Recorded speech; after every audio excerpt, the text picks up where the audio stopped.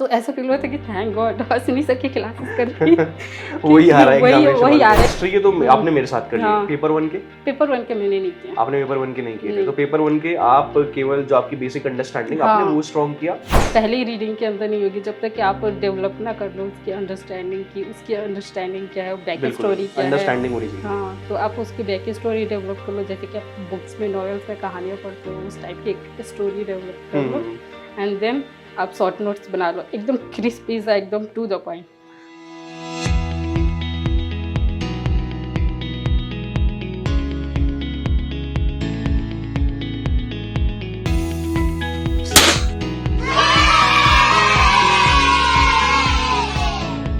Hello everyone and welcome to text book super coaching. तो आज हम बात करने वाले हैं एक टॉपर से, उनकी जर्नी के बारे में पूछने वाले हैं, किस तरीके से उन्होंने एग्जामिनेशन दिया यूजीसी नेट एंड उसके बाद जेआरएफ क्वालिफाई किया। तो सबसे पहले मैं वेलकम करना चाहता हूँ निखत परवीन का। निखत ने जेआरएफ क्वालिफाई किया है, तो welcome Nikhat. Thank you sir. कैसा फील हो रहा है जेआरएफ क्वालिफाई करने के बाद? बेहतरीन, अच्छा फील हो रहा है। सबसे पहले बताइए कि जब जेआरएफ क्वालिफाई किया, जब रिजल्ट आपने देखा, तो उस टाइम क्या रिएक्शन था? अनबिलीवेबल था, क्योंकि मैंने सबसे पहले देखा कि वो 99% है, तो मैंने सोचा कि हो गया जेआरएफ। देन मैंने देखा कि नंबर जो 200 नहीं थे, तो मैंने सोचा कि अल्लाह नहीं हुआ। फिर बच जाके गया। फिर जाके मैंने नीचे देखा तो लिखा था कि वो क्वालिफाई, तो मैंने कहा क्यों शुक्र हो गया। फिर अम्मी अब्बू को बताया, सब बहुत खुश हुए। बहुत खुश हुए, आप भी बहुत खुश थे? हाँ, बहुत ज़्यादा खुश थी। चलिए, तो निखत थोड़ा अपने बारे में बताइए, आप कहाँ से आते हैं, आपने किस तरीके से अपनी पढ़ाई की और कैसे आपने थोड़ा एग्जामिनेशन के बारे में प्रिपरेशन कैसे करना शुरू किया था? क्योंकि मैं बिहार से आती हूँ, मैंने ग्रेजुएशन वहाँ से किया है एंड मास्टर्स मैंने जामिया से किया है, दिल्ली जामिया। एंड मैं प्रिपेयर यूपीएससी और बीपीएससी के लिए कर रही थी, और मैंने 69 बीपीएससी का मेंस भी दिया था। ये तो बस बाई चांस हो गया। इसका मेरी बहन फॉर्म भर रही थी और वो देती है एग्ज़ाम, तो उसने कहा कि मैं तुम्हारा फेल कर देती हूँ। मैंने कहा कि कर दो। 11 दिसंबर आखिरी डेट था, उस दिन सुबह से लेकर रात तक उसने ट्राई किया एंड देन जाके फॉर्म फिल हुआ। तो जर्नी मेरी वहाँ से स्टार्ट हुई थी। लेकिन आप प्रिपेयर्ड थे, ऐसा नहीं है कि आप दूसरे एग्जामिनेशन की प्रिपरेशन करें तो? क्योंकि मेरी हिस्ट्री ऑप्शनल थी ना यूपीएससी में, तो मेरी प्रिपरेशन थी, उसको लगता था कि हो जाएगा, मुझे भी लगा कि हो जाएगा, ट्राई करते। फिर मैंने फॉर्म भरा, आपकी वीडियोस देखी, बहुत ज़्यादा देखी, उसको छांट के रखा, क्योंकि आपके 300 वाले वीडियोस थे ना जीआरएफ और ये के लिए, तो मैंने उसमें से छांट के रखे कि जो जो मुझे करना है, हिस्टोरियोग्राफी की, रीजनल किंगडम्स की, गांधी जी की एंड बाकी सारी चीज़ें जो कि मेरी वीक है, तो उसको सबसे पहले छांट के मैंने एक लिस्ट बनाई। फिर आपकी 2000 वाली जो चली थी एंड में जो हमने किया था, जो एंड में आपने किया था, उस सबको किया। तो जब एग्जामिनेशन हॉल में बैठे तब कैसा फील हुआ था? तो ऐसा फील हुआ था कि थैंक गॉड हंस नहीं सके क्लासेस करके। वही आ रहा है एग्जामिनेशन वही आ हॉल रहा है, के अंदर। क्योंकि वो गर्भधारणों वाला था ना, pre birth and post birth क्या क्या चीजें होती है, उसका आपने कराया था, और मैंने कहा था कि वो ये तो मुझे पता ही नहीं था। तो वो वाले क्वेश्चन सिर्फ आपके ये से हुए थे एंड ऑथर्स मुझे याद नहीं होते। और जौनपुर के सर की, मालवा, गुजरात किंगडम्स, ये सब अपने कराए थे उसमें, और क्रोनोलॉजी भी कराई थी उन सब की। तो वो एग्जामिनेशन हॉल के अंदर मिल गया। हाँ, कि ये हो रहा है, कुछ तो हो रहा है। चलिए निखत, बहुत अच्छा। तो आप थोड़ा अपना पेपर 1 की और पेपर 2 की जो आपकी स्ट्रैटेजी थी वो बताइए, क्योंकि आप जैसे कि आपने बताया कि आप यूपीएससी के लिए प्रिपेयर कर रहे थे, पीपीएससी के लिए कर रहे थे, तो उसके साथ कैसे मैनेज करते थे फिर यूजीसी नेट एग्जामिनेशन साइमल्टेनियसली? क्योंकि वो उसी का मुझे ऑप्शनल दोनों तरफ एक ही था, हिस्ट्री एंड हिस्ट्री मैंने ग्रेजुएशन 11 से की हुई थी। 11th में मेरी हिस्ट्री थी एंड ग्रेजुएशन में हिस्ट्री ऑनर्स है मेरा, एंड फिर एमए मास्टर्स में मेरी हिस्ट्री थी, मॉडर्न हिस्ट्री थी। तो इस हिसाब से मेरा मॉडर्न थोड़ा इजी था कि हो जाएगा मॉडर्न का हिस्सा जो है। एंड क्या कहते हैं, यूपीएससी में भी मॉडर्न बहुत ज़्यादा आता है, तो आपको बहुत ही पढ़ना होता है, बिपिन चंद्रा, एनसीईआरटी सब कुछ पढ़ने होते हैं। हाँ, डीप में पढ़ना होता है। बाकी बचा मिडिवल एंड एंशिएंट, तो उसके लिए पूनम दलाल और बाकी चीज़ें, जितनी चीज़ें होती हैं, नोट्स वगैरह, तो उससे प्रिपेयर किया इसको। पेपर 1 जो कि नया है, वो यूपीएससी के अंदर भी नहीं आता है। हाँ, उसमें paper 1 research aptitude, teaching aptitude, तो वो कैसे मैनेज किया आपने? वो research aptitude, teaching aptitude, YouTube के कुछ वीडियोस थे उससे, एंड कुछ कॉमन सेंस, जैसे कि टीचिंग एप्टीट्यूड में आप खुद को ऐसे रख के टीचर सोचते हो तो हो जाते हैं कुछ कुछ क्वेश्चन जो कि डीपली कंसेप्चुअल नहीं होते, हो जाते हैं ऐसे वाले क्वेश्चन जो हल्के हल्के होते हैं। एंड डीआई तो होता है कि आप सीसेट पढ़ते हो तो डीआई वाला तो हो जाएगा, वो मैथ्स आंसर हाँ हो जाएगा। मैथ आंसर हो गया। और थैंक गॉड इस वक्त इजी था क्योंकि मेरा बहुत वीक था और सब कहते हैं कि नहीं होता नहीं होता।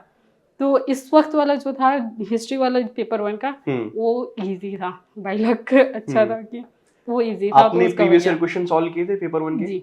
कितने साल किए? 2-3 साल के किए थे, आप ही से किए थे जो आपने करवाए थे उसमें। हिस्ट्री के तो आपने मेरे साथ कर लिए। हाँ। पेपर 1 के? पेपर 1 के मैंने नहीं किया। आपने पेपर 1 के नहीं किए थे, नहीं। तो पेपर 1 के आप केवल जो आपकी बेसिक अंडरस्टैंडिंग आपने हाँ। वो स्ट्रॉन्ग किया एंड और उसके साथ इन्वायरमेंट इकोलॉजी वाला जो होता है वो तो पार्ट होता है यूपीएससी में, आप पढ़ते हो। जैसे कि इस बार भी आया था वेटलैंड्स वगैरह का, एक क्वेश्चन था वेटलैंड्स पे, तो उसका उस टाइप से हो गया कि बैकग्राउंड वाला जो नॉलेज था, क्योंकि मैंने बहुत जितनी स्ट्रगल करनी थी ना यूपीएससी बीपीएससी में मैंने कर ली है। यहाँ पे आपको बस हाँ, बस कंफर्टेबल लगा। यहाँ जाके फल मिला है यूजीसी में। तो एट द एंड सक्सेस आपको जेआरएफ के अंदर ही हाँ मिली है। जी। बहुत बढ़िया। आपने जैसे बताया जामिया मिलिया से आपने मास्टर्स किया, तो जी। जामिया मिलिया ने भी एक इम्पोर्टेंट रोल प्ले किया होगा आपकी जर्नी जी के अंदर, बहुत। क्योंकि वो सब मतलब प्रेस्टिजियस इंस्टीट्यूट के जी। अंदर आता है जामिया, डीयू, जेएनयू, जामिया। तो जी, कुछ बताइए जामिया के बारे में भी। कि वहाँ जाके मुझे ब्रॉड स्कोप देखा, क्योंकि मैं बहुत पहले से हिस्ट्री पढ़ती थी, लेकिन वहाँ जाके मुझे पता चला कि इसको अप्लाई कैसे करते हैं, हिस्टोरियोग्राफी क्या होती है, ये क्या होता है, वैसे क्या होता है। जैसे मुकुल सर थे, बहुत ही बड़े टीचर थे, नेशनलिज्म और ये पे उनका बहुत अच्छा पकड़ था, तो बहुत ही अच्छी गाइडेंस मिली उधर से। जावेद सर थे, प्रोफेसर जावेद, प्रोफेसर मुकुल बहुगुना, तो काफ़ी अच्छी हूँ उनकी अंडरस्टैंडिंग डेवलप करने के लिए, क्योंकि आपका बेसिक तैयार होता है ना तो आप एमसीक्यू भी कर लेते हो, फिर आपको फिर आपको समझ में आने लगता है, क्योंकि आपको बुक आपने पढ़ रखी है, आपकी बेसिक है, आपको समझ में आ रहा है टीचर बोल क्या रहा है, समझा क्या रहा है, आपको सबके नाम याद है। जैसे चोलास का आया था कोलोतुंग और ये निंडू जेरेल, पता नहीं क्या क्या था, इतनी ज़्यादा नाम होते हैं और मिक्स्ड नेम होते हैं, तो उसमें आपको डिफरेंस करना समझ में आ जाता है। तो हिस्ट्री के अंदर मजा आता है पढ़ने में? हाँ, मजा तो आता है क्योंकि जामिया में अगर आप गए हो वहां पे भी मजा ना आ रहा हो पढ़ने में, तो फिर कहाँ ही मजा आएगा। हाँ जी। चलिए बहुत बढ़िया। तो मुझे थोड़ा उस चीज के बारे में बताइए कि एक एस्पिरेंट की जो जर्नी होती है अप्स एंड डाउन्स वाली होती है, डिमोटिवेशन भी आती है, मोटिवेशन भी आती है, तो जब डीमोटिवेटेड होते थे तब कैसे डील करते थे आप? वो डीमोटिवेशन वाला फेज वैसे ही चलता है कि अब छोड़ दूँ, फिर लगता है कि नहीं छोड़ना नहीं है, फिर करना है। जैसे कि क्या कहते हैं, एक माइकल फिलिप्स की वीडियो है यूट्यूब पे कि आपको करना भी नहीं है ना, आपको छोड़ना भी आपका मन नहीं है, तब भी आपको 1 घंटे के लिए उस चीज़ को करना है। डिसिप्लिन। हाँ, डिसिप्लिन 1 घंटे के लिए आपको जाना है, अगर नहीं भी जाना है तो। मतलब मन हो ना हो कुछ भी हो, लेकिन आपको वो करना ही है। मतलब वो डिसिप्लिन की इम्पोर्टेंस है डेली लाइफ के अंदर जो होती है, कि 1 हफ्ते के अंदर आप रेगुलर पढ़ो, रेगुलर उठो, आपको करना ही करना है। डजंट मैटर कि आप कैसे भी फील कर रहे हो उस टाइम पे लो फील कर रहे हो, आप फील कर रहे हो, लेकिन करो तो वो एट द एंड आपको फायदा देता है, जो आई एम श्योर आपको भी फायदा दिया होगा। तो थोड़ा सा इसके बारे में बताइए कि आप कितना घंटा रोज पढ़ते थे आप? घंटे का तो नहीं पता, नहीं पता। घंटे का नहीं पता, कभी ज्यादा हो जाता है, कभी कम हो जाता है। मतलब एट द एंड की ऐसा होता है ना कि कुछ दिन आप बहुत ज्यादा पढ़ते हो, बड़ी खुशी खुशी पढ़ते हो, बहुत अच्छे से पढ़ते हो कि इतना पढ़ लिया, और कुछ दिन एकदम बैकलैग हो जाता है कि आप बहुत कम पढ़ रहे हो, बहुत कम ही ये हो रहा है, कवर भी बहुत कम कर रहे हो और बहुत कम पढ़ रहे हो, तो एक तरह से मैनेज हो जाता है, ज्यादा कम का मिलके मीडियम में चल जाता है। आप शॉर्ट नोट्स बनाते थे? हाँ। तो वो कैसे बनाते थे? जैसे क्रोनोलॉजी का है तो हर चीज़ है, जैसे कि सारे सबसे ज़्यादा रीजनल किंगडम्स की क्रोनोलॉजी बहुत ज़्यादा डिफिकल्ट होती है। जो पोस्ट क्या कहते हैं, अर्ली मिडीवल की अर्ली मॉडर्न ये वाला जो गुजरात मालवा है या कुतुब शाही, ये शाही जितने शाहीज हैं उनके बहमिनी किंगडम्स के, तो वो वाले मुश्किल होते हैं, तो उसको छोटे छोटे में बना के आप छोटा छोटा लिखोगे ना, एकदम बाई नेम बाई ये क्रिस्पी से जो नोट्स बोलते हैं एकदम, हाँ, तो वो ज़्यादा इम्पोर्टेंट होता है। एंड देन कोट्स जो होते हैं उसको कोट्स को एक तरफ बना लो, एंड ऑथर्स एंड बुक का जो ज़्यादा पूछ रहा है उसको एक तरफ बना लो। बिल्कुल। हाँ, एंड फिर उसको बार बार देखते रहो। हाँ, ऐसा लगता है जैसे मैं ये जो हम्म। सेशन के अंदर बोल रहा था, आप वही चीज मुझे बता रहे हो कि ऐसे ऐसे करो, हाँ, वो कहता उधर से अलग बना लो, वो अलग बना लो। क्योंकि मैंने आपका सुना था और हाँ मैंने देखा था और मैंने किया था हाँ ऐसे हाँ कि हाँ, मैंने ऐसे कोर्ट्स का बना लिया था, ऑथर्स का बना लिया था हाँ। एंड किंगडम्स का बना लिया था, ऐसे लिख लिख के, और उनके ब्रॉड जो चीज़ें हैं उसको अलग से बना लिया था। एंड ये सबसे ज़्यादा तो प्री हिस्ट्री वाला जो होता है पार्ट, कि ये मेहरगढ़ वगैरह जो भी इतना बड़ा सा बहुत ज़्यादा नेम्स होते हैं कि कहाँ कहाँ क्या क्या चीज़ें मिली, वहाँ पे शॉर्ट नोट्स काम आते वहाँ हैं। शॉर्ट नोट्स बहुत काम आते हैं नेम के साथ, हाँ, कि ये तो नेम है और ये हाँ, चीज़ें हैं। मेरा नेक्स्ट सवाल इसी से जुड़ा हुआ है। बहुत सारे जो नए एस्पिरेंट्स हैं, तो वो थोड़ा ना कंफ्यूज रहते हैं कि सर जो आप बड़े नोट्स दे रहे हो, क्या हम उनको पढ़ें या शॉर्ट नोट्स बनाएं? तो आप उनको क्या एडवाइस दोगे कि शॉर्ट नोट्स आपको कब बनाने चाहिए? पहली रीडिंग के नहीं अंदर ही नहीं, या पहली दूसरी रीडिंग में तो कब बनाने चाहिए?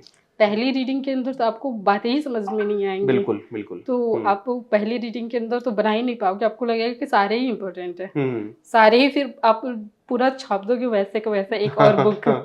तो पहली रीडिंग के अंदर नहीं होगी जब तक कि आप डेवलप ना कर लो उसकी अंडरस्टैंडिंग की, उसकी अंडरस्टैंडिंग क्या है, बैक बिल्कुल स्टोरी क्या है। अंडरस्टैंडिंग होनी चाहिए। हाँ, तो आप उसकी बैक स्टोरी डेवलप कर लो, जैसे कि आप बुक्स में, नॉवेल्स में कहानियाँ पढ़ते हो, उस टाइप की एक स्टोरी डेवलप कर लो एंड देन आप शॉर्ट नोट्स बना लो, एकदम क्रिस्पी सा, एकदम टू द पॉइंट। तो वो क्रिस्पी कैसे कैसे आता है वो क्रिस्पीनेस? क्योंकि मैं जब बताने की कोशिश करता हूँ बच्चों को तो वो मेरी बात कम ही सुनते हैं, लेकिन जो एस्पिरेंट हैं जो जब जस्ट अभी क्वालिफाई किया है तो आपकी बात ज्यादा सुनेंगे वो। तो जी आप मुझे ये बताइए कि मान लीजिए कि आप किताब पढ़ रहे हैं, आप एक चैप्टर जी। पढ़ रहे हैं, एक बार आपने पढ़ लिया, तब तो शॉर्ट नोट्स आप नहीं बना रहे, आप सेकंड टाइम में बनाएंगे, तो वहां पे किस चीज के शॉर्ट नोट्स बनाने चाहिए? जो इंपॉर्टेंट चीज है या जो भी कुछ चीज आपको भूल जा रहे हो वो वाले बनाने चाहिए? दोनों बनानी चाहिए। हम्म एक तो शॉर्ट नोट्स बनानी चाहिए, एक क्रोनोलॉजी टाइप की बनानी चाहिए एंड सन के साथ बनानी चाहिए, कि आपके दिमाग में रहे कि कौन किस टाइप कहता है, कि इलिमिनेशन में ईजी हो। क्योंकि इलिमिनेट जब करते हो ना तो एक इतना होता है, ये 16 में था, ये 17 में था, ये 18 में था, और बीच में जो है इसका टाइम पीरियड अब निकाल लोगे ऐसे कर करके। तो टाइम पीरियड आप निकाल ले तो अगर आपके दिमाग में है तो, एंड देन आप जिसको भूल जाते हो उसको तो जरूर ही बनाओ। जो भूल जा हाँ, रहे हो तो बनाने हाँ, बनाना क्योंकि है। वो पर्सनल होता है, सब्जेक्टिव हो जाता है आपका, हम्म तो ठीक। उसको तो जरूर ही बनाना तो है। मतलब नेसेसरी है, और हाँ बच्चे भी बोलते हैं कि सर इसमें बहुत टाइम लग रहा है, हाँ, तब क्या करें वो?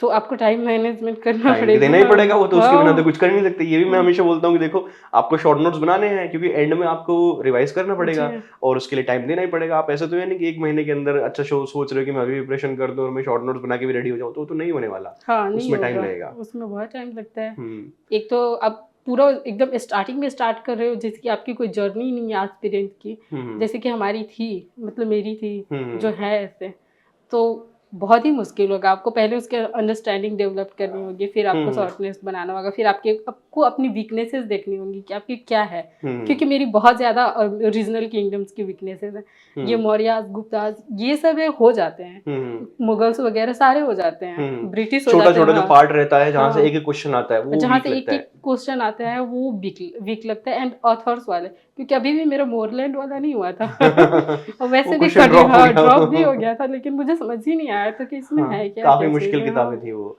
हाँ। हमेशा वो मुश्किल पार्ट होता है। तो बहुत बढ़िया, आपसे बात करके बहुत अच्छा लगा। और भी सवाल है हमारे, मतलब मेरा ये सवाल है कि आखिरी के जो 15 दिन होते हैं जब आप रिवीजन करते हैं, तो वहाँ पे आपकी क्या स्ट्रैटेजी होती है कि मेरे को क्या रिवाइज करना है आखिरी के 15 दिन में? जो आपका वीक है, हम्म और मैंने तो आखिरी के 15 दिन आपके क्लासेस किए थे, 2000 वाले जो थे, हम्म वो वाले किए थे 7-8 दिन तक, एंड बाकी जो मेरा वीक था रीजनल किंगडम्स मैंने हम्म किए थे हम्म उसी आखिरी पे के दिन थे। में अपनी हाँ स्ट्रैटेजी हाँ, अपनाएंगे क्योंकि बिल्कुल। ये बड़े बड़े किंगडम्स तो मेरे मतलब स्ट्रांग पार्ट है, अगर कहे तो टचवुड, लेकिन बाकी जो छोटे छोटे हम्म पार्ट थे ना वो बहुत ज़्यादा वीक थे।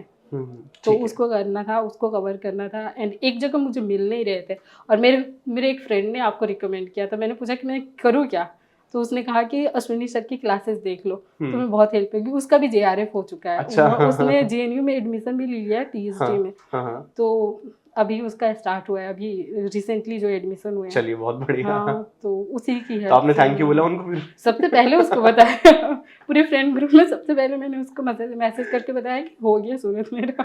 चलिए हाँ। बहुत बढ़िया। जून 2025 के जो स्टूडेंट्स हैं, आप उनको क्या सलाह देना चाहोगे कि ये सलाह सबके लिए इम्पोर्टेंट है, आपको फॉलो करनी है अगर जून के अंदर एग्जामिनेशन आपको निकालना है तो?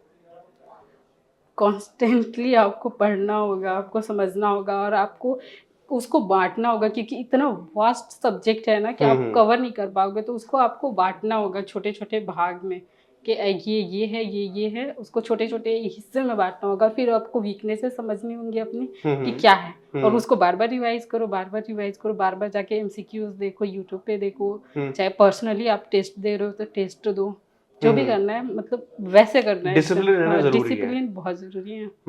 चलिए निखत, बहुत अच्छा लगा आपसे बात करके, एंड आई एम श्योर कि बहुत सारे जो एस्पिरेंट्स हैं जून 2025 की तैयारी कर रहे हैं वो निखत की स्ट्रैटेजी को अपनाएंगे, अपनी लाइफ के अंदर इंप्लीमेंट करेंगे। जो सबसे कीवर्ड जो निखत ने मुझे बताया वो है डिसिप्लिन। ठीक है, कि अगर आप डिसिप्लिन हो तो ऑटोमेटिकली आपकी प्रिपरेशन अच्छी होती चली जाएगी। Okay, so thank you very much Nikhit, आपने अपना टाइम दिया। Thank you sir. Thank you very much.